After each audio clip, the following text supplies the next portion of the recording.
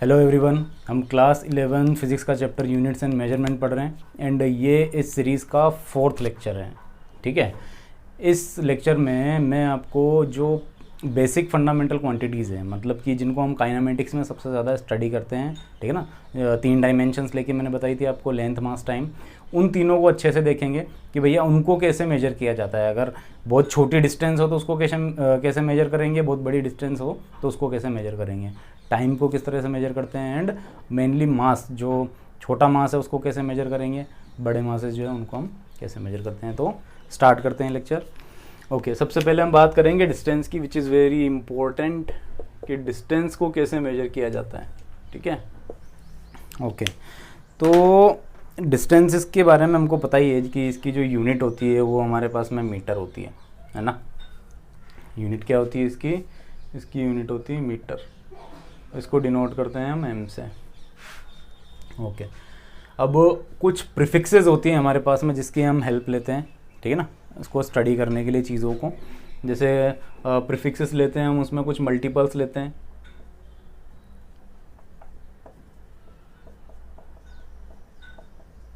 अगर बड़ी यूनिट लेनी हो तो जैसे मेरे पास में 10 की पावर 0 है, मतलब 1, तो इस पर हम क्या बोलते हैं, इसको सिंपली मीटर ही बोलते हैं। अगर 10 की पावर 1 पे आप चले जाते हो, ठीक है, तो इसको हम बोल देते हैं डेका। इसको सिंपली कुछ नहीं, मीटर का मीटर रह गया ये, इसको बोल देंगे डेका। अगर 10 की पावर 2 पे मैं जाता हूँ तो इसको मैं बोलता हूँ हेक्टो। ठीक है, अगर 10 की पावर 3 पे ले जाता हूँ तो इसको हम बोलते हैं किलो। ये क्या है, ये सारे प्रीफिक्सेस है जो आपने पढ़ी होगी। 10 की पावर 6 पे क्या बोलते हैं हम, इसको मेगा बोलते हैं। 10 की पावर 9 पे हम इसको बोलते हैं गीगा। तो इस तरह की प्रीफिक्सेस आपने देखी होगी, ये मल्टीपल्स हैं, है ना। तो इसी तरह मीटर होता है हमारे पास में, मीटर है, फिर डेकामीटर, फिर हेक्टोमीटर, फिर किलोमीटर। ठीक है, ये तो पढ़ाई है हमने। मेगामीटर और गीगामीटर का कम ही यूज़ होता है, हम डायरेक्टली मल्टीपल्स ले लेके काम कर लेते हैं यहाँ पर। ठीक है, अब बात आती है कि हम मेजर कैसे करते हैं डिस्टेंसेस को। ये तो हम प्रीफिक्सेस यूज़ कर लेते हैं छोटा बड़ा करने के लिए, कि भाई ये प्रीफिक्सेस है हमारी। मेजर कैसे करते हैं, तो सबसे पहले लार्ज डिस्टेंसेस को देख लेते हैं कि लार्ज डिस्टेंस अगर हमको मेजर करना हो तो हम उसको कैसे मेजर करते हैं ना। तो लार्ज डिस्टेंसेस को अगर हमको मेजर करना है तो उसके लिए हम पैरेलक्स मेथड एक यूज़ करते हैं। ठीक है, अभी तो लेटेस्ट टेक्नोलॉजीज़ हैं जो हम यूज़ कर लेते हैं। डायरेक्टली मैं एक रेडियो वेव भेजूंगा या किसी तरह की इलेक्ट्रोमैग्नेटिक वेव भेजूंगा और उसका कितना टाइम लगा उसको जाने में, कितना टाइम उसको आने में लगा, वो सब देख के मैं डिस्टेंस ईजिली मेजर कर लेता हूँ। ठीक है, तो ये सारी चीज़ें हैं। या फिर जो स्टार्स हैं, मान लो स्टार्स की डिस्टेंस हमको मेजर करनी है, तो वहाँ से किस तरह की लाइट आ रही है, किस तरह का लाइट वहाँ से आ रहा है, उसका कलर क्या है, उसके बेसिस पर भी हम डिस्टेंस उसकी मेजर कर लेते हैं। या फिर उसकी एज भी मेजर कर लेते हैं कि भाई ये स्टार ज़्यादा एजड है या कम एजड है, ज़्यादा चमकदार है, मतलब ज़्यादा हेवी मास है उसका या कम मास है उसका। तो ये सारी चीज़ें हम अभी कर लेते हैं। लेकिन एक इनडायरेक्ट मेथड है जो हम यूज़ करते हैं, मतलब जिसमें हमको इस तरह की किसी इक्विपमेंट की ज़्यादा ज़रूरत नहीं पड़ती। ठीक है, उसको हम बोलते हैं पैरेलैक्स मेथड। क्या बोलते हैं उसको हम पैरेलैक्स मेथड बोलते हैं। इसकी हेल्प से हम डिस्टेंसेस को मेजर कर लेते हैं। ओके, अब ये पैरेलैक्स मेथड समझने से पहले आपको एंगल्स के बारे में समझना पड़ेगा कि एंगल्स क्या होते हैं। ठीक है, तो एंगल्स को समझो। देखो, सबसे पहले तो एंगल मैंने आपको बता ही दिया कि प्लेन एंगल हम निकालते हैं, तो एंगल जो होता है उसको हम बोलते हैं, थीटा से डिनोट करते हैं पहली चीज़ तो, और इसको हम बोलते हैं आर्क अपॉन रेडियस। ठीक है, अब एंगल जो होते हैं अलग अलग होते हैं। जैसे डिग्री में होता है हमारे पास में 180 डिग्री जो है वो पाई रेडियंस के बराबर होता है। ठीक है, अब डिग्री के अलावा हमारे पास में एंगल होते हैं, मिनट का भी एक एंगल होता है। ठीक है ना, फिर उसके बाद में सेकंड में भी एंगल जो है उसको मेजर किया जाता है। देखो कैसे होता है, मान लो हमारे पास में एक एंगल है, ये हमारे पास में 90 डिग्री का एंगल है। ठीक है, इसके मैंने कुछ टुकड़े किए, तो ये एंगल जो है, ये मान लो ये मेरा 10 डिग्री का एंगल निकला है यहाँ से, एंड ये बहुत छोटा एंगल ये मेरा निकला 1 डिग्री का। यहाँ पे ये 1 डिग्री का एंगल है। अब ये वाला जो है इसको मैं कर देता हूँ, एग्जेजरेट कर देता हूँ, और इसको हम ले लेते हैं, इसको कंसिडरेशन में ले लेते हैं। अब ये मान लो मैंने 1 डिग्री का एंगल लिया है, ये मेरा 1 डिग्री का एंगल है, मान लो ये मेरा 1 डिग्री का एंगल है। ठीक है ना, इसको मैंने यहाँ पर इनलार्ज कर दिया। अब इस 1 डिग्री के एंगल के अगर आप 60 पार्ट्स करो, ठीक है, कितने पार्ट करो, 60 पार्ट करो, तो ये जो एक पार्ट होगा 1 डिग्री के 60 पार्ट आपने किए हैं, और उसमें से जो एक आपको एंगल मिलेगा ये वाला, इसको हम बोलते हैं 1 मिनट। ठीक है, डिग्री को हम कैसे डिनोट करते हैं, 1 के ऊपर 0 लगा दिया तो डिग्री हो गया, और ये एक सिंगल डॉट लगा दिया तो 1 मिनट हो गया। ठीक है, तो ये हो गया 1 मिनट का एंगल। कब? जब 1 डिग्री के एंगल के 60 पार्ट करे तो 1 मिनट का एंगल आया। ओके, अब मैंने 1 मिनट का एंगल यहाँ से निकला, छोटा सा एंगल आया था, बहुत छोटा सा, इसको मैंने इनलार्ज कर दिया। मान लो यहाँ इनलार्ज करके आपको दिखा रहा हूँ कि ये जो एंगल है ये मेरा 1 मिनट का एंगल है। किसका एंगल है? 1 मिनट। अब इस 1 मिनट के एंगल के मैंने 60 पार्ट्स किए, और यहाँ से जो छोटा सा एंगल आया इसको मैं बोलता हूँ 1 सेकेंड का एंगल। क्या बोलता हूँ इसको? 1 सेकेंड का एंगल। तो 3 तरह के एंगल हम पढ़ते हैं। ठीक है, 1 डिग्री, 1 मिनट और 1 सेकेंड, और इनमें ये रिलेशन भी हमने देखा। ओके, अब इनमें कुछ मैथमेटिकल रिलेशन भी हम फाइंड कर सकते हैं। किस तरह से मैथमेटिकल रिलेशन फाइंड किया जाता है देखो। अब हमारे पास में 180 डिग्री जो होता है वो पाई के बराबर होता है। सबसे पहले तो ये निकालो कि 1 डिग्री जो होता है कितने रेडियंस के बराबर होता है। तो इसको x मान लिया, इसको क्रॉस मल्टीप्लाई किया हमने, क्या है x into 180 equal to pi into 1। ठीक है, तो x की वैल्यू आ गई पाई अपॉन 180। तो 1 डिग्री के अंदर कितने रेडियन होते हैं? इतने। तो 1 degree will be equal to pi upon 180 radians. आया समझ में? इतना हमारा रेडियन होता है। ओके अब देखो 1 डिग्री जो होता है वो 60 मिनट के बराबर होता है। तो 1 मिनट जो होता है वो कितने डिग्री के बराबर होगा? तो इसको y मान लिया हमने। ओके, तो यहाँ से y की वैल्यू आई, क्रॉस मल्टीप्लाई करने पे 1/60। ठीक है, तो 1 मिनट जो होता है 1/60 डिग्रीज के बराबर होता है। ओके, 1 मिनट जो है वो इतने डिग्रीज के बराबर है। आया समझ में? अब यहाँ पे 1 मिनट कितने रेडियन के बराबर होता है वो पता लगा लो। समझना, हमको 1 मिनट की वैल्यू पता चल गई डिग्री के अंदर कितनी होती है ना। तो ये जहाँ पर भी ये चीज़ दिखे मतलब क्या है कि भैया ये हमारा 1 मिनट के बराबर है, इतनी डिग्री। अब देखो 1 डिग्री जो है वो पाई अपॉन 180 रेडियन के बराबर होता है, और हमको क्या पता लगाना है कि 1 मिनट कितने रेडियन के बराबर होता है। तो 1 मिनट इतने डिग्री के बराबर होता है, तो इतने डिग्री की जो वैल्यू मिनट रेडियन में आएगी वही हमारी 1 मिनट की होगी। इतने डिग्री की वैल्यू जो रेडियन में आएगी वही वैल्यू तो 1 मिनट की होगी ना। तो हम यहाँ से निकाल लेते हैं कि 1/60 डिग्री जो है वो कितने रेडियन के बराबर होता था। इसको मैंने z मान लिया। ठीक है, कुछ भी मान सकते हैं अपन इसे, x y z, एक ही नहीं ले रहा हूँ क्योंकि फिर वो सेम जैसे हो जाएंगे, इसलिए क्रॉस मल्टीप्लाई करो। तो z की वैल्यू क्या आ गई यहाँ से? ये आ गई 1/60 इंटू पाई अपॉन 180। ठीक है, तो ये वैल्यू आई यहाँ से। तो कितनी वैल्यू आएगी z की? z की वैल्यू निकाल लेते हैं हम। ये आएगी पाई अपॉन 160 इंटू 180, 160 नहीं 60। ये z की वैल्यू आई हमारे पास में। ठीक है, तो ये z क्या है? z सिंपली हमारे पास में देखो 160 डिग्री के बराबर, 1/60 डिग्री के बराबर मतलब 1 मिनट के बराबर। तो 1 मिनट जो है इतने रेडियंस के बराबर होता है। ओके, अब बात करेंगे सेकंड की कि 1 सेकंड में कितने रेडियंस होते हैं। तो 1 मिनट जो होता है वो 60 सेकंड्स के बराबर होता है। ठीक है, हमको क्या पता लगाना है कि 1 सेकंड जो है वो कितने मिनट के बराबर होगा। तो इसको मान लो a मान लिया मैंने, अब इसको क्रॉस मल्टीप्लाई किया हमने। ठीक है, तो ये वैल्यू आई हमारे पास में, a की वैल्यू आई 1/60 मिनट्स के बराबर होता है। तो 1 सेकंड जो होता है वो 1/60 मिनट्स के बराबर होता है। ये रिलेशन देखते जाओ, बड़े इंपॉर्टेंट है। ठीक है, ये आपको आना ज़रूरी है। 1 सेकंड जो है इतने मिनट के बराबर होता है। अब आपको रेडियन में निकालना है। अब हमको 1 मिनट की वैल्यू पता है। ठीक है, 1 मिनट की वैल्यू पता है, 1 मिनट जो है इतने रेडियन के बराबर होता है। ठीक है, तो हम क्या कर सकते हैं, अब हमको पता है कि 1 मिनट जो है वो इतने रेडियन के बराबर होता है। तो हमको निकालना क्या है कि 1/60 मिनट जो होगा वो कितने रेडियन के बराबर होगा। इसको b मान लिया हमने, इसको क्रॉस मल्टीप्लाई कर दिया। क्रॉस मल्टीप्लाई करने पे क्या आया, b इक्वल टू आया 1/60 इंटू 1 पाई अपॉन 180 इंटू 60। ठीक है, इसको हम क्या बोल सकते हैं, पाई अपॉन 3600 इंटू 180। ठीक है, ये 60 और ये 60। तो किसकी वैल्यू आई है, ये b। और b क्या है यहाँ पे हमारे पास में, b है हमारे पास में 1 सेकेंड। देखो 1/60 मिनट जो है 1 सेकेंड के बराबर होता है, तो 1/60 मिनट की वैल्यू मैंने निकाली, तो ये किसकी वैल्यू आ गई, 1 सेकेंड की वैल्यू आ गई। तो 1 सेकेंड इतने रेडियंस के बराबर होता है। सिंपल सी वैल्यू है, याद रखना कि भाई हमारे पास में 1 सेकेंड जो है वो π/3600 × 180 के बराबर होता है। ये आपको वैल्यू पता रहना चाहिए, ठीक है। या फिर आप इसको निकाल पाओ तो और भी अच्छी बात है, लेकिन याद रख पाओ, अगर इसको बाय हार्ट कर पाओ तो बड़ा इंपॉर्टेंट है ये। ओके, आया समझ में इतना। तो ये तो वैल्यू हो गई हमारे पास में किसकी, 1 सेकेंड की वैल्यू हो गई, और 1 मिनट की वैल्यू भी हमको मिल गई, दैट इज़ π/60 × 180। ये दो वैल्यूज हमने पता लगा ली। चलो अब बात करते हैं डिस्टेंस की, कि डिस्टेंस में किस तरह से इसको हम यूज़ करते हैं, तो हम देखेंगे आगे, है ना। आगे के जो चीज़ें मैं आपको पढ़ाऊँगा, आगे की चीज़ें जो मैं आपको पढ़ाऊँगा उसमें देखेंगे।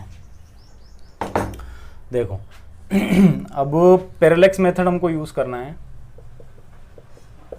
पैरेलैक्स मेथड क्या होता है भाई, पैरेलैक्स एक चीज़ होती है, जैसे मान लो आपकी आई है, ठीक है ना, आप देख रहे हो यहाँ से किसी चीज़ को, यहाँ पर 2 आँखें हैं आपके पास में, 2 ही आँखें होती है ना 2 ही होती है, सही बात है, ठीक है। ये आपकी आँखें हैं, ये ऐसे इस तरफ देख रहे हो, ठीक है, ऐसे उल्टा कर दिया मैंने आप लोगों को, इस तरफ देख रहे हो। अब आपने ये आँख बंद करी, मान लो ये आँख बंद करी, और यहाँ पर कोई ऑब्जेक्ट को देख रहे हो, तो ये ऑब्जेक्ट किस तरह से दिखाई देगा आपको, इस तरफ दिखाई देगा, है ना। ये आँख बंद करके इस तरफ इससे देखते हो तो ये ऑब्जेक्ट उस डायरेक्शन में दिखाई देगा कि यार ये तो उस तरफ है। फिर आप ये आँख बंद करते हो सडनली और इससे देखते हो तो ये ऑब्जेक्ट किस तरफ दिखाई देगा आपको, इस डायरेक्शन में दिखाई देगा, ये इस डायरेक्शन में है। इसका एक डेमोन्स्ट्रेशन आप घर पे करना, जैसे मार्कर इस तरह की कोई चीज़ रखना, पहले एक आँख बंद कर लेना, ठीक है, फिर कहीं पे भी रख देना इसको, फिर खोलना आँख को, यहाँ पर है। अब जैसे इसको बंद करके इसको खोलोगे तो ये मार्कर थोड़ा शिफ्ट हो जाएगा, इसमें शिफ्ट होता नजर आएगा आपको, इस तरफ इस तरफ इस तरफ, मतलब कभी इधर कभी इधर। ऐसा क्यों हो रहा है, क्योंकि ये जो आँख है वो इस डायरेक्शन में देखेगी और ये जो आँख है उसको इस डायरेक्शन में देखेगी। इन दोनों के बीच में कुछ ना कुछ डिस्टेंस है ना, इसकी वजह से ये फ़र्क आ जाता है, ठीक है। मतलब कुछ ना कुछ यहाँ पर एंगल बन रहा है। अगर मैं इनके बीच में पोजीशन बना दूँ, इस तरह से बना दूँ इनको, ठीक है, तो यहाँ से मेरे को ये ऑब्जेक्ट देखना है, तो मैं यहाँ से देखूंगा तो इधर दिखाई देगा, यहाँ से देखूंगा तो इधर दिखाई देगा। मतलब कुछ ना कुछ फिक्स एंगल बन रहा है इनके बीच में, इस डिस्टेंस की वजह से, इन 2 आइज़ के बीच में जो डिस्टेंस है, ठीक है। अब मुझे ये डिस्टेंस पता लगानी है, ये वाली, कि कितनी दूर वो ऑब्जेक्ट है। अगर मुझे ये एंगल मिल जाए कि यहाँ पर कितना एंगल मिल रहा है और मेरे दोनों आँखों के बीच में कितनी डिस्टेंस है, समझना इसको। तो इसको मैं एंगल वाले फॉर्मूला से कर सकता हूँ कि मान लो मेरे पास में 2 एंगल यहाँ पर 2 पॉइंट है, वो एक एंगल सबटेंड कर रहे हैं यहाँ पे, इस जगह पे 2 पॉइंट है, ये दोनों मेरी आंखें है, ये एंगल सबटेंड कर रहा है। तो मैं क्या करता हूँ, ये जो आर्क है इसको मैं स्ट्रेट लाइन ही मार लेता हूँ, ठीक है ना। काफ़ी दूर मैंने रखा है तो जो एंगल बनेगा वो छोटा सा बनेगा। देखना समझना इसको कि भाई अगर आपने यहाँ से पास में 2 लाइन रखी है, ठीक है ना, बहुत पास में, तो जो एंगल बन रहा है वो बड़ा बन रहा है, आपका सर्कल छोटा बना। इस चीज़ को भी समझना, देखिए बहुत इंपॉर्टेंट है। यहाँ पर आपके पास में कोई पॉइंट है, आपने यहाँ 2 पॉइंट रखे हैं इस जगह पे, मतलब आपने सर्कल जो है छोटा बनाया है, इस तरह से सर्कल छोटा बनाया है। तो आपका जो एंगल होंगे, ये एंगल कैसे होंगे, ये बड़े बड़े एंगल होंगे, देखो, ठीक है ना। ये कम से कम 30 डिग्री 30 डिग्री 30 डिग्री के एंगल इस तरह से होंगे। लेकिन आपने सर्कल बड़ा रखा है, मान लो यही 2 पॉइंट आपने यहाँ रखे हैं, लेकिन आपने सर्कल बहुत बड़ा रखा है, इस जगह पे आपका सेंटर है, तो आपका सर्कल कैसे बनेगा, आपका सर्कल बनेगा इस तरह से, बहुत बड़ा, ठीक है। इस तरह से आपका सर्कल बहुत बड़ा बनेगा और आपका 90 डिग्री कोई यहाँ पे कहीं पे आएगा। तो ये जो एंगल है, ये एंगल देन छोटे हो जाएंगे, उतने बड़े नहीं रहेंगे ये एंगल। आ रहा समझ में भाई। यही एंगल का इन 2 पॉइंट का अगर मैं सेंटर इस जगह पे दे देता तो फिर इसका सर्कल कैसा बनता, इतना बड़ा सर्कल थोड़ी ना बनता, फिर तो इसका सर्कल छोटा सा ही बनता है, यहाँ पे इस तरह से यहीं पे ख़त्म हो जाता। इस केस में इनका एंगल कितना होता, देखो इस केस में तो इनका एंगल बहुत ज़्यादा है, ये तो 90 डिग्री के आसपास का एंगल दिखाई दे रहा है मुझे, है ना, इन दोनों के बीच में। लेकिन यहाँ पर इस वाले सर्कल में, जो बड़ा वाला सर्कल मैंने बनाया है, उसमें ये 90 डिग्री के बराबर थोड़ी ना है, यहाँ पर तो बहुत छोटा है। ये देखो 90 डिग्री के, मतलब मान लो ये 40 डिग्री के आसपास होगा, तो सर्कल छोटा बनाया तो और वो हो गया। अगर और मैं सर्कल जो है उसको और छोटा बनाऊँ, मतलब यहीं पे ले लूँ, तो ये पॉइंट इस तरह से फिर बनेंगे, है ना, इस तरह से ये पॉइंट बनेंगे। अब देखो, अब तो ये 90 डिग्री से भी बहुत ज़्यादा एंगल इसने कवर कर लिया। तो आप जितना बड़ा सर्कल बनाओगे, मतलब 2 पॉइंट आपने लिए हैं मान लो, और इसका जो सर्कल है वो सर्कल बहुत बड़ा है। आपने ऐसा मान लिया ये सिर्फ बहुत छोटा सा पार्ट है इस तरह से, और आपका जो सर्कल है बहुत ज़्यादा बड़ा सर्कल बन रहा है इस तरह से, पता नहीं कितना बड़ा सर्कल बनेगा। तो यहाँ से जो एंगल बनेगा वो एंगल किस तरह का होगा, बहुत छोटा सा एंगल होगा, है ना। और जितना छोटा एंगल होगा उतना ही कम आर्क होगा यहाँ पर, ये जो आर्क है उतना छोटा होगा। देखना इस चीज़ को समझना कि भाई मेरे पास में ये सर्कल है पूरा बड़ा वाला, यहाँ और यहाँ 2 पॉइंट अगर मैंने लिए तो ये आर्क ज़्यादा है ना, ज़्यादा मुड़ा हुआ है। लेकिन मैंने जस्ट पास में लिए तो इनके बीच में जो मुड़ाव है, ये देखो इनके बीच में ये जो कर्व है, ये कर्व बहुत कम हो जाता है। और भी मैंने 2 छोटे से पॉइंट ले लिए तो कर्व वो और कम हो गया, और 2 छोटे पॉइंट ले लिए तो ये कर्व जो है एक तरह से स्ट्रेट लाइन में कन्वर्ट हो गया। ठीक है, तो ये जो कर्व है वो स्ट्रेट लाइन बन जाता है कब, जब हम बहुत छोटा एंगल लेके इसको करते हैं। आया समझ में इतना। तो यहाँ पर यही चीज़ मैं करता हूँ कि मैं किसी ऑब्जेक्ट को देख रहा हूँ, मान लो वो ऑब्जेक्ट जो है बहुत दूर है यहाँ से, मेरी आँख से काफ़ी दूर है, मतलब जो ये आँखों के बीच में ये डिस्टेंस है इनसे तो काफ़ी ज़्यादा दूरी पे है। ओके, मान लो कुछ 1 किलोमीटर की दूरी पे है, ये 1 किलोमीटर कोई ऑब्जेक्ट है उसको मैं देख रहा हूँ, तो उसके हिसाब से तो ये स्ट्रेट लाइन ही है। इवन 100 मीटर वाले को भी देखोगे उसके हिसाब से भी ये एक छोटा सा बहुत छोटा सा पॉइंट ये इस तरह का आर्क बनेगा, और इसको हम स्ट्रेट लाइन में कंसिडर कर सकते हैं। ठीक है, तो हम क्या बोल सकते हैं अब इसको कि भैया एक तरह से मेरा स्ट्रेट लाइन है, हमने इसको स्ट्रेट लाइन कंसिडर किया है। समझ में आया।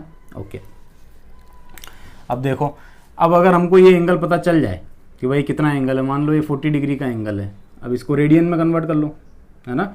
जो हमारे पास में 180 डिग्री होता है वो तो पाई के बराबर होता है, तो 40 डिग्री किसके बराबर होगा पता नहीं, क्रॉस मल्टीप्लाई करो तो x की वैल्यू क्या आ जाएगी, 40 इंटू पाई डिवाइडेड बाई 180। 0 से 0 कैंसिल आउट होगा, 2 से 2 जाए, और ये 9 टाइम, तो ये 2 पाई अपॉन 9 की वैल्यू यहाँ पर आएगी। ठीक है, ये मिल गया हमको। इसको सोल्व करेंगे तो कोई एक नंबर भी मिल जाएगा हमको। ओके, कोई नंबर हमको ईजिली यहाँ से मिल जाएगा। या फिर इसको मैं और सिंपल केस में इसको 30 डिग्री ले लूँ तो इस केस में हम इसको ईजिली कैंसिल आउट कर पाएंगे, है ना। मान लो ये 30 डिग्री है तो 30 अपॉन 180 है, 0 से 0 कटा, ये 6 टाइम्स कटा, तो हमारे पास में कितना आया, पाई अपॉन 6 हमारे पास में वैल्यू आई यहाँ से। ठीक है, एंगल मिल गया। अब ये दोनों आंखों के बीच की डिस्टेंस आप पता लगा लो, समझना। थीटा की वैल्यू क्या होती है, आर्क अपॉन रेडियस। आर्क क्या हो जाएगा, ये इनके बीच की जो डिस्टेंस है इसको मान लो a है, तो ये a अपॉन, और ये इस रेडियस को मान लेते हैं b, तो इसके बराबर हो गया b। आया समझ में। हमको b निकालना है तो b की वैल्यू क्या आ जाएगी, b यहाँ आएगा, थीटा यहाँ आएगा, तो a अपॉन थीटा इसकी वैल्यू हो जाएगी। a की वैल्यू पता लगा लो, मान लो कितना है इनके बीच में डिस्टेंस, 10 सेंटीमीटर का डिस्टेंस है या 8 सेंटीमीटर का डिस्टेंस है, मान लो 8 सेंटीमीटर का डिस्टेंस है, तो 8 अपॉन एंगल कितना आया हमारे पास में, पाई अपॉन 6, तो ये आ गया 6। आया समझ में। ठीक है, तो इस तरह से हम b की वैल्यू, ये जो डिस्टेंस है इस डिस्टेंस को कैलकुलेट कर सकते हैं। किस मेथड से, पैरेलक्स मेथड से। तो इसको कैलकुलेट कर लो सिंपल, और आपके पास में ये डिस्टेंस की वैल्यू आ जाएगी कि ये डिस्टेंस कितनी है। अब यहाँ पर ये जो 6 है ये सेंटीमीटर में मैंने लिया है। ठीक है, 6 को नहीं लिया है, 8 को लिया है ये। ठीक है, 8 लिया, 10 लिया, क्या लिया, a की वैल्यू 8 ली है हमने, 8 सेंटीमीटर। इसको कन्वर्ट कर देना बस किस में, मीटर के अंदर कन्वर्ट कर देना। ठीक है ना, आया समझ में क्या बोल रहा हूँ मैं। तो ये 8 सेंटीमीटर है, अभी इसको मीटर में कन्वर्ट करेंगे तो सेंटी हटाएंगे, मतलब हो जाएगा 0.08 मीटर। तो यहाँ पर 0.08 मीटर लिख देना इस जगह पे। तो कितनी वैल्यू आ जाएगी, ये आ जाएगी 0.08 इंटू 6 अपॉन पाई। ठीक है, ये तो बहुत कम जैसा लग रहा है, हाँ बहुत कम ही होगा। क्यों ऐसा बहुत कम क्यों होगा, क्योंकि हमने एंगल बहुत बड़ा ले लिया है यहाँ पर। ठीक है, इसलिए ये वैल्यू इतनी ज़्यादा बड़ी नहीं आ रही, क्योंकि 30 डिग्री का एंगल तो यहीं पे बन जाएगा, इतने पास पे ही जैसे बना रहे हैं हम। 2 है, ये 8 सेंटीमीटर है, और इस जगह पे 30 डिग्री का एंगल बन जाएगा। अगर ये एंगल हम बहुत छोटा लेके करें, मान लो ये एंगल कहीं पे जाके 1 डिग्री का एंगल बना रहा है, ठीक है, इस केस में देखना कितनी ज़्यादा डिस्टेंस आएगी। भाई इसको कैलकुलेट करेंगे, ये 3 पॉइंट समथिंग होता है, इनको कैलकुलेट करने पर कितना आ रहा है देखना। यहाँ पर b की वैल्यू आएगी ये 0.48, ठीक है, और ये आ गया पाई, मतलब 3.14 के आसपास में ये वैल्यू होती है। तो इसको अगर हम कैंसिल आउट करेंगे तो मतलब पॉइंट में ही ये वैल्यू कुछ आएगी, है ना। इसका 3 टाइम्स कर दो तो ये 16 के आसपास कुछ वैल्यू आएगी, ठीक है ना। b इक्वल टू आएगा 0.16, मतलब 16 सेंटीमीटर के आसपास आएगी। मतलब हमने जो ऑब्जेक्ट यहाँ पर रखा वो 16 सेंटीमीटर की दूरी पर ही है, मतलब यहीं पर ही है, इसलिए यहाँ पर 30 डिग्री का एंगल बन गया। आया समझ में क्या बोल रहा हूँ मैं। अब इसके अंदर दूसरी चीज़ देखो, अगर मान लो इसको हम बड़ा कर दें, मतलब ये एंगल बहुत छोटा लिया हमने, मतलब बहुत बड़ी डिस्टेंस ले ली इतनी वाली, तो ये कितना हो जाएगा, एक्स की वैल्यू यहाँ पर आ जाएगी π/180 डिग्री। ठीक है, तो ये मतलब क्या हुआ यहाँ पर, समझो कि हमारे पास में इतना रेडियन का एंगल बन रहा है, डिग्री में नहीं ले रहे हैं हम, रेडियन में लेना पड़ता है हमको, इतना रेडियन का एंगल बन रहा है, तो theta will be equal to क्या होता है, A/B। तो हमारे पास में वैल्यू किसकी चाहिए हमको, B की वैल्यू चाहिए, ये B की वैल्यू, तो ये हो जाएगा A/θ। ठीक है, तो A की वैल्यू कितनी है अब हमारे पास में, A की वैल्यू तो 8 सेंटीमीटर ही है, मतलब 0.08, और B की वैल्यू कितनी है हमारे पास में, π/180, तो ये 180 ऊपर आ जाएगा। आया समझ में। अब इसको हम कैलकुलेट करेंगे तो ये जो डिस्टेंस आएगी ये काफ़ी ज़्यादा आएगी। ओके, 1 डिग्री पे आया। अब ये एंगल हम 1 मिनट या 1 सेकंड का भी ले सकते हैं। तो जैसे जैसे एंगल कम करते जाएंगे वैसे वैसे ऑब्जेक्ट जो है हमारा वो दूर होता जाएगा, या दूर ऑब्जेक्ट जो है उसको हम कैलकुलेट कर सकते हैं यहाँ से, इस तरह के मेथड से। तो इस मेथड को हम क्या बोलते हैं, इसको हम बोलते हैं पैरेलैक्स मेथड। ओके, तो इसी मेथड से लंबी डिस्टेंसेस को कैसे निकालेंगे वो देखो। इसी मेथड से लंबी डिस्टेंस निकालो भाई। तो मान लो मुझे अर्थ से, ये मेरी अर्थ है और यहाँ पर कहीं पे मून है, इस जगह पे, इसके बीच की डिस्टेंस निकालनी है। तो मैं क्या करूँगा, मैं एक यहाँ पर कोई पॉइंट लूँगा और एक यहाँ पर कोई पॉइंट लूँगा, अर्थ पर 2 पॉइंट लूँगा, ठीक है ना, एक ए और एक बी। अब इन दोनों के बीच की जो डिस्टेंस है वो तो मुझे पता ही होगी, ठीक है, हम इजीली पता कर सकते हैं। ज़्यादा बड़ा मत लो, चाहे तो डिस्टेंस को स्ट्रेट लाइन में रखे, ताकि यहाँ पे और यहाँ पर 2 पॉइंट लिया तो इनके बीच की डिस्टेंस मुझे पता है। इसको मैं स्ट्रेट लाइन ही मान रहा हूँ, ठीक है, क्योंकि वो बहुत दूर है, एंगल वो छोटा बनेगा, इसीलिए वो स्ट्रेट बन जाएगा कर्व। आया समझ में। एक्चुअल में एंगल तो यहाँ इसको सेंटर मान रहे, तो इस तरह से सर्कल मिलेगा ना, इस तरह सर्कल बनेगा, तो इस सर्कल पर ये दोनों पॉइंट आ जाएंगे इस तरह से, मान लो बहुत छोटा ही है ये। अब हमने क्या किया कि यहाँ से एक बहुत डिस्टेंस दूर का कोई स्टार वगैरह ले लिया, ठीक है ना, कोई बहुत डिस्टेंट स्टार ले लिया इस जगह पे। अब कोई बहुत ज़्यादा दूर की चीज़ लेते हैं ना अपन, तो ये जो पैरेलैक्स वाली चीज़ है ये उतनी नहीं रहती। बहुत ज़्यादा दूर पर जो स्टार होता है उसकी पोजीशन जो होती है वो यहाँ से देखो या यहाँ से देखो सेम ही दिखाई देगी, समझना इस चीज़ को।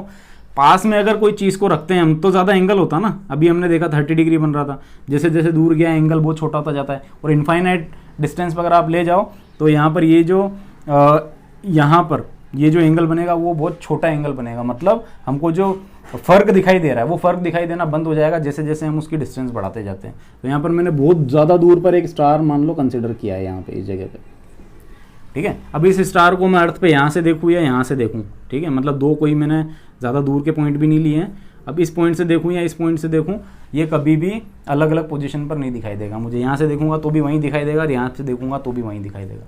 होता है ना ऐसा भाई। मून को आप देख रहे हो, एक यहाँ से खड़े होकर देख रहे हो मून को, ठीक है, फिर यहाँ से 5 मीटर की दूरी पे जाके आपने मून को देखा तो वहीं रहेगा ना। ऐसा तो नहीं है 5 मीटर आप इधर आए तो वो मून उस तरफ चला गया, ऐसा तो नहीं होगा कि पहले मैं देख रहा था तब तो यहाँ था, अब मैं यहाँ से 5 मीटर गया 90 डिग्री पे था तो मून मेरे को इधर दिखाई देना चाहिए, ऐसा थोड़ी होता। वहीं का वहीं दिखाई देगा वो तो अपने को, होता है ऐसा। और भी ज़्यादा दूर का अगर कोई चीज़ लेते हैं, स्टार लेते हैं, तो उसमें ये चीज़ और भी ज़्यादा प्रिवलेंट होती है। तो हमने दूर देखा, अब यहाँ से उसके रेस्पेक्ट में मैंने इसको काउंट करना स्टार्ट किया कि भाई ये मेरा मून कितनी दूर पर है, ठीक है। तो यहाँ पर इस जगह से इस जगह पे वो स्टार है मान लो, तो मैंने इस पोजीशन के रेस्पेक्ट में देखा उसको, तो ये मेरी एकदम स्ट्रेट पोजीशन पे था वो स्टार, और उसके रेस्पेक्ट में मैंने मून का एंगल जो है वो नोटिस किया, ठीक है। तो यहाँ से एंगल आया मान लो थीटा। अब दूसरे केस में मैं यहाँ पे आया और यहाँ से जब देखा तो भी मेरे को स्टार तो मेरे सामने नज़र आएगा ना, बहुत दूर है भाई वो, ऐसा तो नहीं है वो उधर चला जाएगा, वो मेरे को सामने ही दिखाई देगा। अब इसके रेस्पेक्ट में मैं एक एंगल निकाल लेता हूँ, ठीक है, और ये एंगल आया मान लो मेरा कुछ यहाँ पर अल्फ़ा का कुछ एंगल आया, मान लो ऐसे अल्फ़ा एंगल आया। अब समझो इनके बीच में ये मेरे पास में एक मैंने पैरेलल लाइन ले ली, समझना इसको, यहाँ से मैंने एक पैरेलल लाइन ले ली। पैरेलल लाइन किसके ले रहा हूँ, इनके, ठीक है, इनके पैरेलल में एक लाइन ले ली। अब ये पैरेलल में यहाँ थोड़ा ऊंचा नीचा हो रहा है, कंसिडर ऐसे को ऐसे एज्यूम करो पैरेलल है। अब जितना एंगल ये है उतना एंगल ये होगा ना, ठीक है, क्यों? क्योंकि अल्टरनेट एंगल है। ये देखो हमारे पास में दो स्ट्रेट लाइन्स है, इनके बीच में ये वाला और ये वाला एंगल बराबर होता है, क्यों? क्योंकि अल्टरनेट एंगल्स हैं। तो ये और ये अल्टरनेट एंगल है, तो ये थीटा है तो ये भी थीटा हो जाएगा। अब यहाँ पर देखो ये अगर अल्फ़ा है तो ये भी अल्फ़ा हो जाएगा, ये भी अल्टरनेट एंगल है, तो हमको ये एंगल मिल गया। इस एंगल को हम इजीली कैलकुलेट कर सकते हैं किसी भी इक्विपमेंट की मदद से। ये एंगल मिल गया तो ये वाला मिल गया, ये वाला मिल गया तो ये मिल गया। अब ये पूरा का पूरा एंगल मिल गया मेरे पास में। मान लो इस एंगल को मैंने नाम दे दिया फाई, ठीक है। फाई क्या हो गया मेरे पास में? थीटा प्लस अल्फ़ा के बराबर हो गया। तो ये एंगल मिल गया मेरे को ईजिली, ये एंगल मिल गया और ये डिस्टेंस तो मेरे को पता है ही भाई। ये एंगल मैंने पता लगा लिया, ये डिस्टेंस मेरे को पता है, हो गया काम अपना। एंगल जो होगा phi will be equal to arc upon radius. Arc कितना है यहाँ पर? ये ए बी के बीच में डिस्टेंस जो है वो अपॉन रेडियस कितनी है? ये जो मून की डिस्टेंस है वही तो है, ये है ना। जो डिस्टेंस हमको फाइंड करना है उसको एक्स मान लिया हमने। अब यहाँ पर देखो एक्स की वैल्यू फाइंड करनी है तो हो जाएगा ए बी अपॉन फाई। अभी बस यहाँ पे वैल्यू पुट करो। ए बी की वैल्यू हमको पता है, कैलकुलेट करके रखी है, और फाई जो है हमने यहाँ पे कैलकुलेट कर लिया, इन दोनों को जोड़ के। अब यहाँ से जो भी हमारे पास में वैल्यू आएगी वही हमारे मून की डिस्टेंस है अर्थ से। और कितनी डिस्टेंस है ये पता है आपको? ये 3,84,000 के आसपास कुछ है, और भी फिगर आता है इसमें, किलोमीटर्स, ठीक है। इतनी डिस्टेंस है मून की अर्थ से। तो ये हमने कैसे पता लगा लिया? ये हमने पैरेलक्स मेथड से पता लगा लिया। अब सेम चीज़ अब यहाँ पर क्या कर सकते हैं? जैसे ही हमको ये डिस्टेंस पता लगी, मान लो ये डिस्टेंस हमको पता लग गई, तो हम इसका जो डायमीटर है, एंगुलर डायमीटर मून का, ये डायमीटर पता लगा सकते हैं कि भाई मून का डायमीटर कितना है। आई बात समझ में? हमको पता लगाना है मून कितना बड़ा है, उसका डायमीटर कितना है। उसके डायमीटर के हिसाब से फिर मैं उसके सरकमफेरेंस वगैरह सब निकाल सकता हूँ। उसका डेंसिटी में प्रिडिक्ट करके कुछ, उसके बाद में उसका मास भी कैलकुलेट कर सकता हूँ यहीं से, इसी फॉर्मूला से। तो इस तरह से इनडायरेक्ट मेथड से ये होता है। अब देखो कैसे निकालोगे इसका डायमीटर आप लोग। आपको ये डिस्टेंस पता लग गई,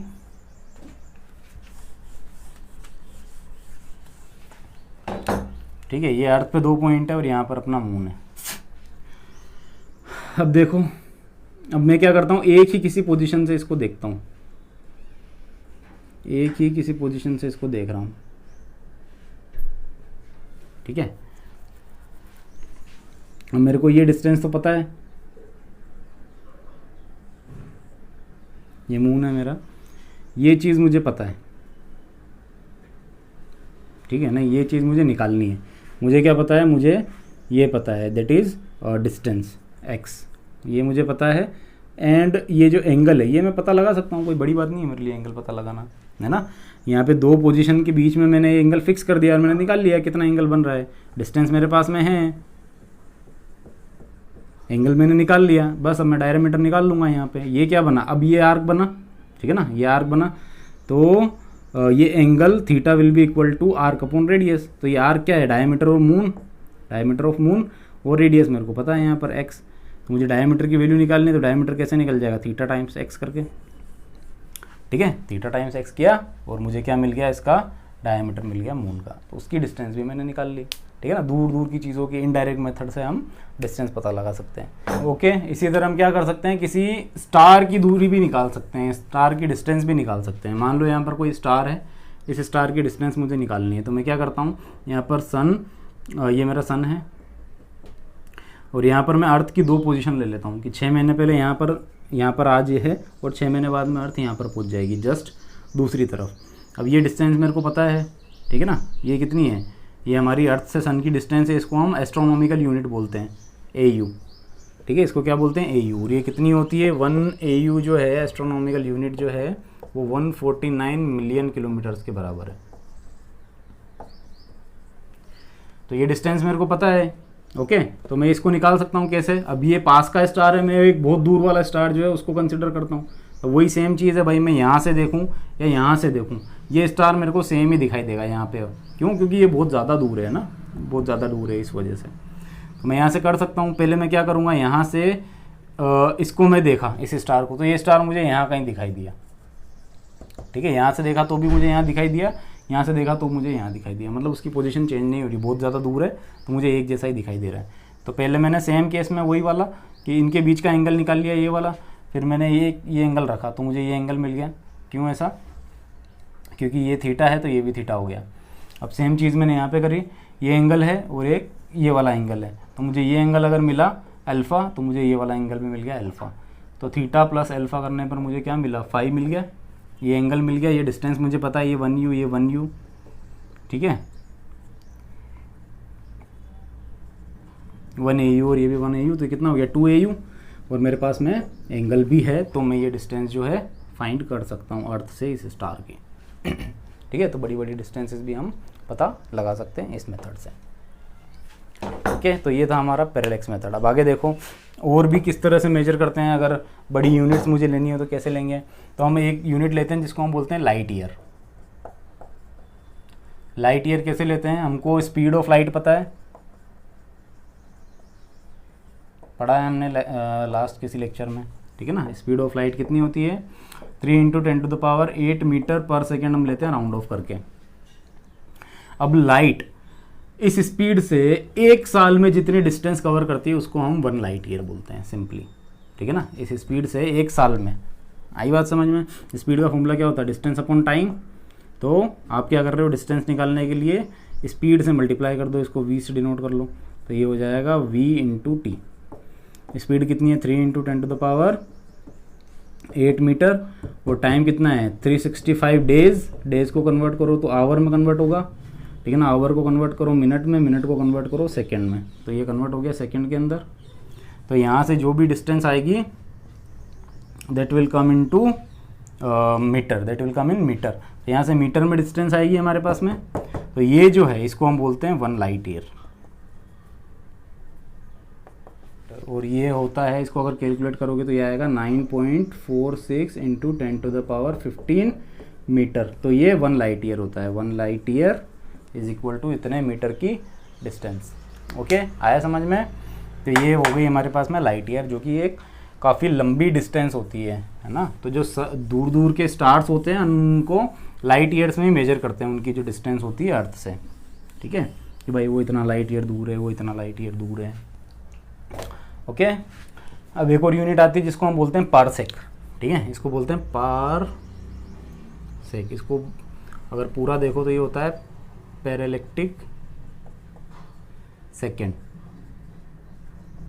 ये डिस्टेंस को मेजर करने की सबसे बड़ी यूनिट होती है, ठीक है।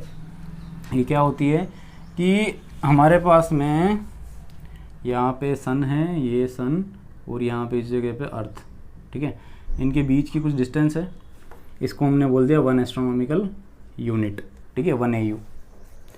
अब ये जो डिस्टेंस है, ये डिस्टेंस जहाँ पर 1 सेकेंड का एंगल बनाती है, सोचो अब 1 सेकेंड का एंगल कितनी दूर बनाएगी जाके ये, ठीक है। ये जो डिस्टेंस है जिस जगह पर 1 सेकेंड का एंगल बनाती है, यहाँ पर मान लो 1 सेकेंड का एंगल बन रहा है, इस डिस्टेंस को, ये वाली डिस्टेंस को हम बोलते हैं 1 पारसेक। देखा था अभी हमने कि भाई जैसे यहाँ पर 1 मीटर है, मान लो ये 1 मीटर जो है, ये 1 मीटर आपका कुछ 60 डिग्री का एंगल बना रही है। यहाँ पे 1 मीटर अगर 60 डिग्री का एंगल बना रहा तो ये पास में होगा। अगर ये 1 मीटर जो है वो 1 सेकेंड का एंगल बना रहा तो सोचो कितनी दूर डिस्टेंस होगी, बहुत ज़्यादा दूर होगी। और ये तो 1 एस्ट्रोनॉमिकल यूनिट है यार, मतलब 149 मिलियन किलोमीटर्स, ठीक है, × 10⁶ किलोमीटर्स, इतनी डिस्टेंस है ये तो। अब ये कितनी दूर बनाएगा? तो ये होता है 1 पारसेक, जो कि सबसे बड़ी यूनिट होती है। किसकी? ये डिस्टेंस को मेजर करने की यूनिट होती है सबसे बड़ी। ओके, इसको निकाल सकते हैं हम बहुत इजीली। कैसे निकालेंगे? थीटा पता है हमको, आर्क अपॉन रेडियस, तो आर्क पे क्या आ जाएगा 1 AU, और रेडियस पे क्या आ जाएगा? रेडियस तो हमको फाइंड करना है, यही तो डिस्टेंस है, पारसेक। सिंपली लिख देता हूँ यहाँ पे पारसेक। तो 1 parsec will be equal to 1 AU, that is 149 × 10⁶ kilometre. इसको मीटर में कन्वर्ट किया तो 10⁻³ और आ गया साथ में, ठीक है। अब थीटा नीचे आया, थीटा कितना है? 1 सेकेंड का एंगल है ये, इसको रेडियन में कन्वर्ट करो तो हमने कर रखा है पहले, तो ये कितना हो जाएगा? 1 पारसेक इज इक्वल टू हो जाएगा 149 × 10⁶ × 10⁻³ तो हो जाएगा 10⁻9 अपॉन, ये हो गया पाई, और ये सब ऊपर आ जाएंगे 3600 और 180। तो ये कितना बड़ा, बहुत ह्यूज एक डिस्टेंस निकलेगा। ओके, एस्ट्रोनॉमिकल यूनिट भी एक बड़ी यूनिट है, 1 लाइट ईयर भी एक बड़ी यूनिट है, ठीक है। और ये सबसे बड़ी यूनिट होती है पार्सेक, जो कि डिस्टेंसेस को मेजर करने के काम में आती है। आया समझ में? तो डिस्टेंस मेजर कर लिया हमने। अब हमको छोटी डिस्टेंसेस मेजर करनी है। ये तो हमने बड़ी बड़ी डिस्टेंसेस मेजर करी है कि भाई चलो ठीक है, आप सन जो है उसको मेजर कर पा रहे हो, आप बड़े बड़े स्टार्स को मेजर कर पा रहे हो, मून को मेजर कर पा रहे हो। अब छोटी डिस्टेंसेस को कैसे मेजर करोगे? तो छोटे डिस्टेंस मेजर करने के लिए हम कुछ यूनिट्स यूज़ करते हैं, ठीक है। प्रीफिक्सेस होती है काफ़ी सारी, जैसे 10⁻⁻9 पे चले जाओ तो ये हो जाता है नैनोमीटर, बहुत छोटा होता है, ठीक है। 10⁻10 पे चले जाओ तो ये होता है एंगस्ट्रॉम। 10⁻15 पे चले जाते हो तो ये होता है फर्मी। तो ये काफ़ी छोटी डिस्टेंसेस भी हमारे पास होती हैं, ठीक है। जैसे प्रोटॉन है, एक प्रोटॉन का जो डायामीटर होता है, प्रोटॉन का डायामीटर ये 1.2 के आसपास होता है, 1.2 फर्मी के आसपास होता है, ठीक है। मतलब 1.2 इंटू 10⁻⁻15 के आसपास होता है। तो काफ़ी छोटा डिस्टेंस होती है ये। ओके, अब बात आती है कि छोटे डिस्टेंसेस को हम कैसे मेजर करते हैं। तो काफ़ी सारी टेक्निक्स होती है छोटे डिस्टेंसेस को मेजर करने के लिए, ठीक है ना। माइक्रोस्कोप भी यूज़ करते थे, माइक्रोस्कोप हम यूज़ करते हैं, ठीक है। तो माइक्रोस्कोप में क्या यूज़ होता है, कुछ लाइट की हेल्प से हम इसको देखते हैं, है ना। वहाँ पर कुछ इक्विपमेंट लगाते हैं, कुछ लेंसेज वगैरह लगा के हम देखते हैं। तो इसमें कुछ प्रॉब्लम्स होती है। क्या प्रॉब्लम होती है कि जो लाइट है हमारी, उसकी जो वेवलेंथ है वो एक रेंज की है, मतलब कि 4000 एंगस्ट्रॉम से लेके 7000 या 7500 एंगस्ट्रॉम के बीच में उसकी रेंज होती है विजिबल लाइट रे की, ठीक है। तो इसकी हेल्प से हम सिर्फ इतनी बड़ी बड़ी डिस्टेंसेस को ही मेजर कर पाएंगे। अगर छोटे लेवल पे आ जाओ, आप 10⁻⁻15 पे आ जाओ तो इसको मेजर नहीं कर पाओगे।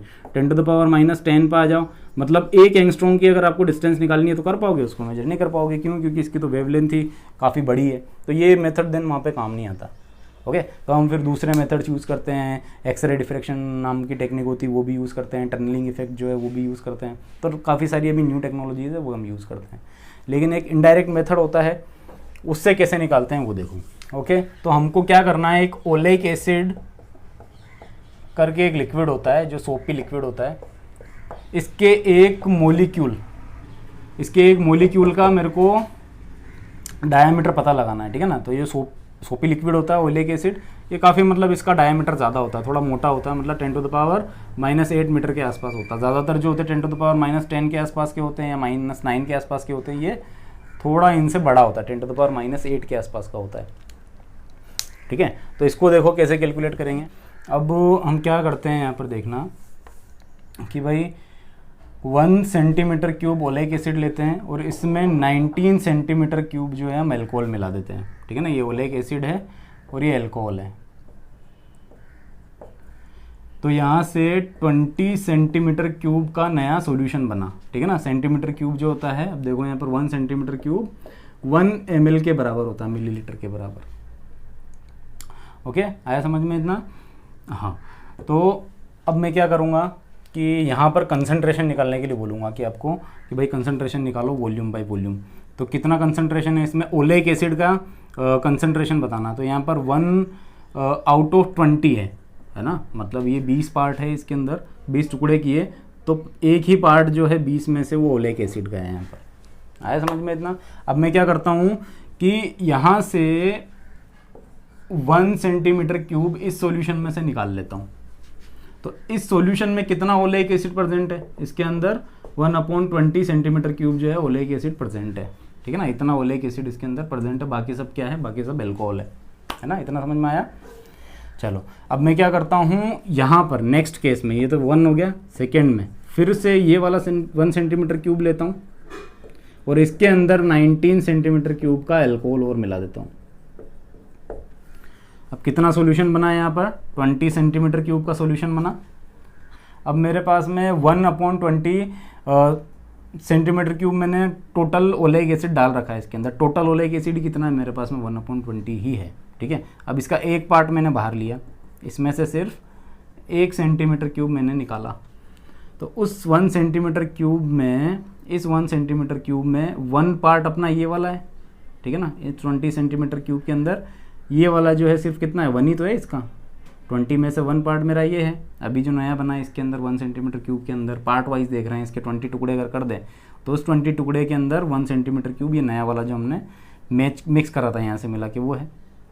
अब इस 1 सेंटीमीटर क्यूब में भी सिर्फ 1/20 ही तो अपने पास में ओलेइक एसिड है, तो इसके अंदर कंसंट्रेशन कितना हो गया ओलेइक एसिड का, तो ये ओलेइक एसिड का कंसंट्रेशन आ गया कितना, 1/400 सेंटीमीटर क्यूब। ये हमारे पास में आया है 1 सेंटीमीटर क्यूब जो हमने यहाँ से बनाया उसके अंदर। तो ये हमारे पास में नया कंसंट्रेशन निकला। अभी हम क्या करते हैं, अब यहाँ पर देखो बहुत कम है, मतलब 1 सेंटीमीटर क्यूब सिर्फ 1 ml आपने सॉल्यूशन लिया, इसके आपने 400 पार्ट किए, 1 ml के 400 पार्ट किए, उसमें से एक पार्ट जो है सिर्फ और सिर्फ वो किसका है, वो हमारे पास में ओलेइक एसिड का है, मतलब बहुत कम यहाँ पर कंसंट्रेशन है। अब हम क्या करते हैं, एक ब्यूरेट और पिपेट लेते हैं, ठीक है ना। यहाँ पर मैं एक मेरे पास में आपने केमिस्ट्री में देखा होगा, केमिस्ट्री के अंदर एक इक्विपमेंट होता है जिसको हम यहाँ पर ब्यूरेट बोलते हैं इसको, और इसके अंदर हम ये सॉल्यूशन भर देते हैं और इससे हम क्या करते हैं कि जो एक ड्रॉप है सिर्फ, उस एक ड्रॉप का वॉल्यूम फाइंड कर लेते हैं, ठीक है। मैंने यहाँ से 5 ड्रॉप गिराई और उन 5 ड्रॉप का मैंने यहाँ से वॉल्यूम पता लगा लिया, तो यहाँ से मुझे वॉल्यूम पता चल जाएगा कि भाई इतना डाउन हुआ है तो 5 ड्रॉप का इतना है, तो एक ड्रॉप का वहाँ से मुझे वॉल्यूम पता चल जाएगा। तो यहाँ से वॉल्यूम पता चल गया हमको एक ड्रॉप का ब्यूरेट की हेल्प से, ठीक है। ब्यूरेट आपने देखी होगी, नहीं देखी तो केमिस्ट्री लैब में देखोगे, ठीक है। इस तरह का एक लंबा सा एक पाइप टाइप का होता है, उसके अंदर हम ये सॉल्यूशन डाल देंगे और उस सॉल्यूशन के मार्किंग वहाँ पर लगा होता है कि भाई इतना वॉल्यूम है इसका, इतना ml है, ये इतना ml है, ठीक है। तो इस तरह से मतलब वहाँ पर छोटे छोटे जो वॉल्यूम्स है उसको हम पता लगा सकते हैं। तो 5 ड्रॉप जो है उसका पता लगाया, फिर उनसे हमने एक ड्रॉप का वॉल्यूम पता लगा लिया, ठीक है, कि एक ड्रॉप का वॉल्यूम कितना होगा। अब हम क्या करते हैं, यहाँ से हम वाटर लेते हैं, ठीक है, एंड इसके ऊपर एक पाउडर डाल देते हैं जिसको हम लाइकोपोडियम पाउडर बोलते हैं, लाइकोपोडियम पाउडर। ये स्प्रिंकल कर देते हैं ऊपर से, ऐसे फैला देते हैं इसके ऊपर, एंड इस पाउडर के ऊपर यहाँ से एक ड्रॉप इसकी डाल देते हैं, ठीक है। अब जैसे ये एक ड्रॉप डालते हैं ये ड्रॉप पूरी की पूरी फैल जाती है इस पाउडर के ऊपर। अब यहाँ पर प्रिंसिपल क्या है देखना कि भाई प्रिंसिपल ये है कि एक ड्रॉप जो है उसका वॉल्यूम हमको पता है। अब जैसे मैंने इसके ऊपर डाला ये स्प्रेड हो गई, तो स्प्रेड होते ही ये इतना स्प्रेड हो जाता है एकदम। पहले तो मैंने यहाँ पर जो है इसका वॉल्यूम बहुत कम लेके रखा है, ठीक है, 1/400 ही लेके रखा है, बाकी सब क्या है, बाकी सब वहाँ पर एल्कोहल है। अब जैसे ही वो एल्कोहल अपन इस पर डालेंगे तो एल्कोहल क्या है, इवेपोरेट हो जाएगा, जितना भी एल्कोहल होगा वो तो उड़ जाएगा, इवेपोरेट हो जाएगा। बाकी वहाँ पर क्या बचेगा, बाकी वहाँ पर सिर्फ आपका ओलेइक एसिड बचेगा। तो होगा क्या, जो ओलेइक एसिड है वो बिल्कुल फाइन लेयर में वहाँ पर जमा हो जाएगा इस जगह पे, और हम ये मान लेते हैं कि ये जो फाइन लेयर है सिर्फ इसका एक मोलिक्यूल के साइज़ की होती है, मतलब मोलिक्यूल के साइज़ की एक लेयर बन जाती है। जो लेयर बनती है उसमें होता क्या है, मोलिक्यूल के ऊपर मोलिक्यूल चढ़े हुए होते हैं इस तरह से बहुत सारे, तभी तो एक लेयर बनती है मोटी, ये इस तरह से। तो हम क्या मान लेते हैं इस केस में कि हमने बहुत कम वॉल्यूम लेके रखा है, तो यहाँ पर सिर्फ एक मोलिक्यूल के साइज़ की हमको क्या मिल गई, यहाँ पर लेयर मिल गई। ये जो एक्सपेरिमेंट है हम बार बार करते हैं ताकि अगर कुछ प्रॉब्लम्स है, मान लो कि सही से नहीं आया, एक के ऊपर एक चढ़ गया हो, है ना, तो नेक्स्ट केस में ऐसा ना हो। तो ये जो ऑब्जर्वेशन है हम इसको बार बार कर लेते हैं, 2 3 4 5 10 बार करके देख लेते हैं। फिर वहाँ से जो सबसे छोटा वाला आएगा उसको हम पिक कर लेंगे कि अच्छा हाँ ये वाला जो है ये डायमीटर है किसका, ओलेइक एसिड का। तो निकालते कैसे हैं इसको देखो, इसमें हम प्रिंसिपल यूज़ करते हैं भैया थिकनेस का, ठीक है। अब हमको पता है वॉल्यूम जो होती है वो एरिया इंटू थिकनेस के बराबर होती है, ठीक है। कोई भी आप किसी चीज़ की वॉल्यूम अगर निकाल रहे हो, मान लो इस चीज़ की आपको वॉल्यूम निकालना है, तो आप क्या करोगे, ये नीचे वाला एरिया लोगे पहले तो, है ना, length into breadth into height करते हैं ना, तो नीचे वाला एरिया लिया, लेंथ इंटू ब्रेथ क्या होती है, एरिया होता है। तो इस एरिया को इस हाइट से अगर मल्टीप्लाई कर दो तो आपको वॉल्यूम निकल जाता है, और यही हाइट को हम क्या बोल रहे हैं, थिकनेस, ठीक है। तो हमको थिकनेस फाइंड करना है, कैसे फाइंड कर सकते हैं, वॉल्यूम अपॉन एरिया करके फाइंड कर सकते हैं। वॉल्यूम हमको पता है, एरिया हम यहाँ से निकाल लेंगे, ये जो एरिया जितने में ये स्प्रेड हो जाएगा वो निकाल लेंगे, बस वॉल्यूम को एरिया से डिवाइड कर देंगे, यहाँ से जो भी नंबर आया उसको हम क्या बोल देंगे कि ये हमारे ओलेइक एसिड की क्या है, थिकनेस है, उसका डायामीटर है। तो इस तरह से हम जो स्मॉल डिस्टेंसेस है उन स्मॉल डिस्टेंसेस को भी मेजर कर सकते हैं।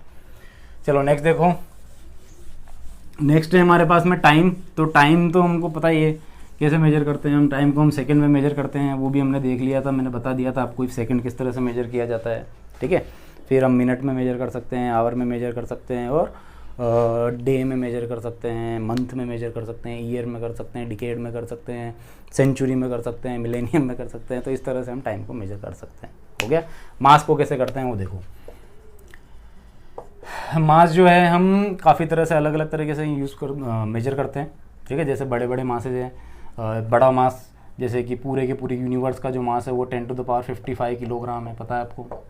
और एक इलेक्ट्रॉन का जो मास है वो 10⁻−30 किलोग्राम है। ये रेंज होती है मास को मेजर करने की, ठीक है। ओके। अब नॉर्मल केसेस में और किस तरह से मास मेजर करते हैं हम वो देखो, कि जो 1 हाइड्रोजन है,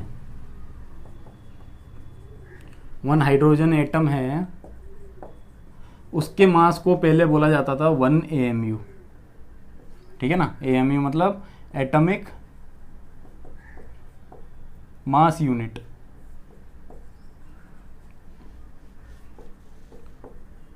फिर थोड़ी प्रॉब्लम हुई, कुछ वेरिएशन आने लगे, इसलिए हमने क्या लिया, फिर कार्बन 12 नाम का एक एटम लिया, कार्बन का एटम लिया, ठीक है। अब कार्बन 12 का एक एटम हमने लिया, ओके।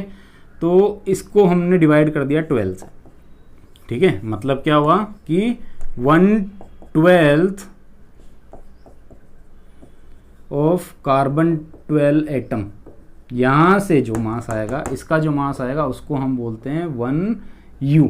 अब या फिर 1 AMU भी इसी को ही बोला जाता है, ठीक है। इसको U को बोला जाता है यूनिफाइड एटॉमिक मास यूनिट। क्या बोलता है इसको, यूनिफाइड एटॉमिक मास यूनिट, ठीक है। तो ये अब नई डेफिनेशन बनी है भैया कि कितना इसका मास होता है कार्बन 12 एटम का, ओके। तो हम मास को AMU के अंदर भी डिफाइन करते हैं या फिर U के अंदर, सिंपली इसको U ही बोला जाता है, 1U 2U 3U। आया समझ में। तो ये मास जो है कार्बन 12 एटम का, उसको 1U बोलते हैं। पहले हाइड्रोजन को लेके कंसिडर करते थे, हाइड्रोजन का भी इतना ही होता है, इसके आसपास ही होता है, लेकिन थोड़ा वेरिएशन आ जाता है हाइड्रोजन के अंदर, इसलिए हमने हाइड्रोजन को बेस से हटा दिया और कार्बन 12 एटम जो है उसको हमारा नया बेस बना लिया। तो ये जो मास है ये कितना होता है देखो, जो 1/12 ऑफ कार्बन 12 एटम का जो मास होता है, ये होता है हमारे पास में 1.66 इंटू 10⁻⁻27 किलोग्राम, ठीक है। इतना मास होता है। इसको हम क्या बोलते हैं, इसको हम बोलते हैं 1U। ये क्वेश्चन पूछ लेगा आपसे 1U की वैल्यू बताओ। अब इसके अंदर प्रोटॉन एंड इलेक्ट्रॉन सबका मास इंक्लूड होता है, ठीक है ना। सिर्फ प्रोटॉन प्रोटॉन न्यूट्रॉन न्यूट्रॉन नहीं लेते हैं, सबका मास इंक्लूडेड होता है किसके अंदर, इस 1U के अंदर। आया समझ में इतना, ओके। तो ये हो गया अभी यूनिट्स एंड मेजरमेंट का ये वाला लेक्चर में तीनों चीज़ें मैं बताने वाला था आपको। डिस्टेंस के बारे में मैंने बता दिया किस तरह से मेजर करते हैं, मास का हमने देख लिया, और टाइम का हम ऑलरेडी जानते ही है ना। टाइम के लिए जो क्लॉक यूज़ करते हैं हम, वो एटॉमिक क्लॉक होती है, ठीक है ना, जो सीजियम 133 बेस्ड होती है, वो क्लॉक हम यूज़ करते हैं टाइम को मेजर करने के लिए। क्यों, क्योंकि इसका प्रिसीशन बहुत ज़्यादा होती है, एक्यूरेट होती है, एकदम प्रिसाइज होती है, ठीक है। मतलब उनके अंदर जो फॉल्ट होते हैं वो फॉल्ट बहुत कम होते हैं, मतलब मिनिमल, एकदम माइन्यूट फॉल्ट होता है, कि मतलब काफ़ी सालों तक आप उसको मेजर करो तब जाके कोई 1 आध सेकंड का इधर उधर होता है, ठीक है ना।